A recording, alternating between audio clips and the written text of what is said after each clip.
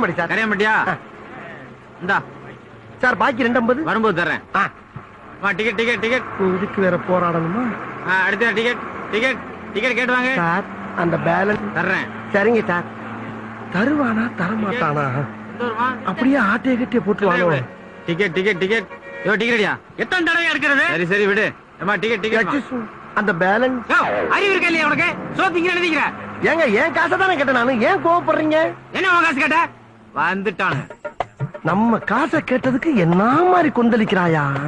பத்தல கொண்டு ஒண்ணு. டிக்கெட்டை கேட்டே வாங்க மாட்டேங்கிறீங்களா? டிக்கெட்டை மட்டும் கேட்டு வாங்க சொல்றேன். சில்லறை கேட்டா சண்டைக்கு வர்றானே. Ticket ticket. இல்ல மறந்துடுவீங்களோன்னு நீட்டிவிட்டேன் சார். யார் மறப்பா? சாவுகிறாய்க்கு யார் அந்த ஊர்ல 4 பேர் இறங்குன? நாங்க 7,000 ரூபாய் நீங்க எடுத்துட்டு பாக்கி 2,000 ரூபாய் இந்த ஆள் மூஞ்சி தூக்கிடு. எழுதுறியா? அப்பாடா ரோசப்பட்டு கொடுத்துட்டாயா. இந்த அனத்தெல்லாம் கிடைக்குமா அந்த காசு? இனி நிம்மதி இறங்கும்ல. இறங்கியாச்சுங்க. இறங்குறோம்டா. காசை வாங்கிட்டோம்.